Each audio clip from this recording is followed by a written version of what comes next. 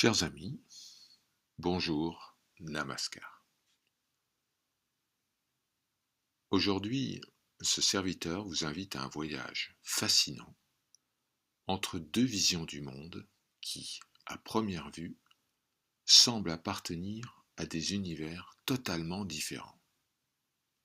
L'une issue de la physique moderne du XXe siècle et l'autre d'une sagesse millénaire née en Inde il y a plus de 2500 ans. D'un côté, il y a l'interprétation des mondes multiples, les fameux univers parallèles, le multivers, proposé en 1957 par le physicien Hugh Everett. De l'autre, il y a l'Advaita Vedanta, la grande école non-duelle de la philosophie hindoue, formalisée par Adi Shankara au 8e siècle. Cependant, déjà présente dans les Upanishads depuis des temps immémoriaux. Commençons par expliquer les univers parallèles. En mécanique quantique, quand une particule, un électron, un photon, se trouve dans une superposition d'états, par exemple, passer à droite et à gauche d'un obstacle, et en même temps, la mesure semble indiquer un seul résultat. L'interprétation classique, dite de Copenhague, est que la propriété d'onde de la particule s'effondre, une seule option se réalise, une seule option est observée, et les autres possibilités disparaissent. Everett a refusé cette idée d'effondrement. Selon lui, la fonction d'onde évolue toujours de façon linéaire et déterministe, suivant l'équation de Schrödinger. À chaque événement quantique qui présente plusieurs issues possibles, l'univers se subdivise. Toutes les possibilités se réalisent, mais dans des branches distinctes, des mondes parallèles. Le résultat, il existe un nombre astronomique, potentiellement infini, de mondes, et donc de versions de vous, qui vivent toutes les variantes possibles de votre vie. Chaque décision, chaque mesure quantique, chaque jet de dés cosmiques crée de nouvelles branches. Nous ne percevons qu'une seule ligne, mais toutes coexistent dans l'immense multivers. Voyons maintenant l'Advaita Vedanta. Advaita est un mot sanskrit qui signifie non de. Le texte central de cette tradition philosophique ancienne est la célèbre formule des Upanishads. Tattvamasi, tu es cela. Le cela est Brahman, la réalité ultime, pure conscience, existence infinie, immuable, sans forme, sans limite et sans second. Tout ce que nous percevons, le corps, les pensées, le monde, le temps, l'espace, les objets, les autres, n'est que Maya, une superposition apparente, une illusion projective superposée sur Brahman, comme un rêve projeté sur l'écran de la conscience. Adi Shankara utilisait bien souvent l'analogie connue du serpent et de la corde. Dans la pénombre, on prend une corde pour un serpent et on a peur. Mais le serpent n'a jamais existé réellement. Seule la corde était là. De même, la multiplicité, la dualité sujet-objet, les mondes innombrables ne sont que des apparences dues à l'ignorance, avidya en sanskrit. Quand la connaissance directe survient, la corde est vue comme corde et le serpent disparaît. Seul Brahman est. Il n'y a donc jamais eu de multiplicité réelle. Tout ce qui semble multiple n'est qu'apparence de l'un indivisible. Cela est évoqué par un des versets les plus célèbres de la Bhagavad Gita. Le Seigneur dit, indivisible, il paraît se répartir entre tous les êtres. C'est au chapitre 13, verset 16.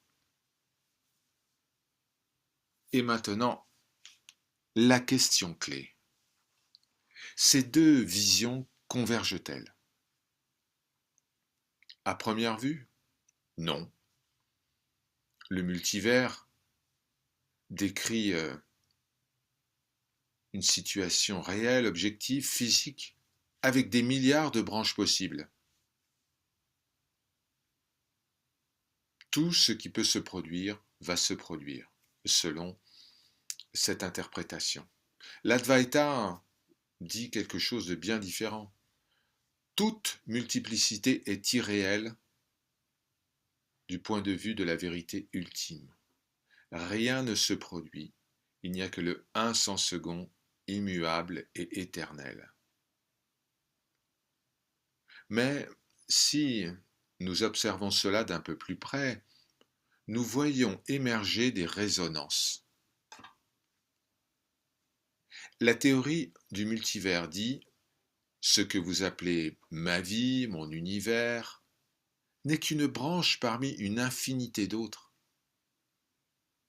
Votre ego, votre histoire personnelle sont localisés dans une seule ligne, mais le tout est beaucoup plus vaste. » L'Advaita semble raisonner avec cela. Ce que vous appelez je, monde, autre, n'est qu'une apparence localisée dans la conscience. Le soi réel est infini, non local, sans borne. Pour le multivers, toutes les possibilités coexistent.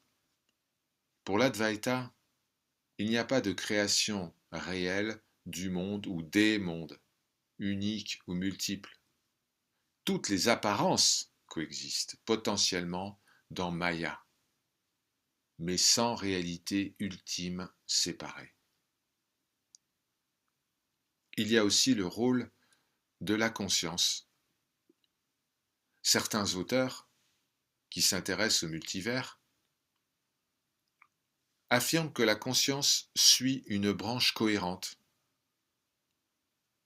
D'autres voient les innombrables mondes comme des projections ou des modulations dans un champ unique de conscience. Brahman lui-même se manifestant comme multivers apparent sans jamais se diviser réellement. La multiplicité quantique devient alors analogue à la danse infinie de Maya. Des formes, sans substance propre, des reflets dans l'océan de la conscience. L'infini des ramifications n'est pas une infinité d'univers séparés, mais l'expression illimitée de l'un qui est perçu comme multiple.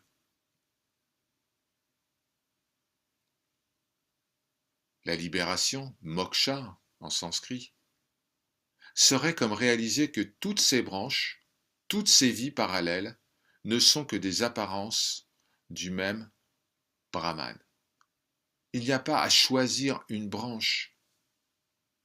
Il s'agit de transcender l'identification à une branche quelconque.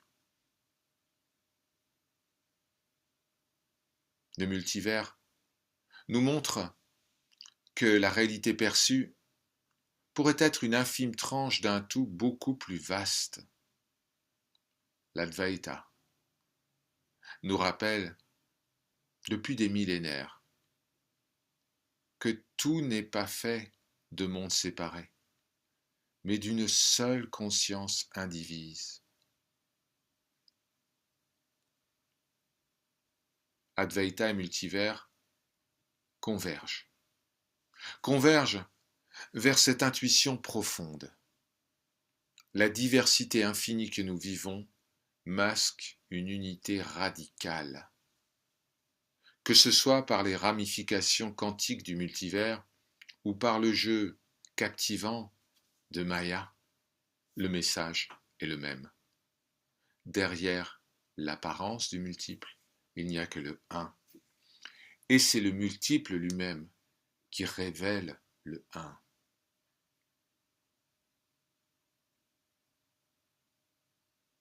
C'est un peu comme si la science moderne, avec ses équations, ses expériences, redécouvrait lentement ce que les sages ont vu depuis des millénaires. Gratitude infinie pour votre écoute. Je vous laisse avec cette question. Et si le multivers n'était finalement qu'une autre façon de dire Tatwam Asi? Par sa grâce, Om Shanti, Shanti, Shanti.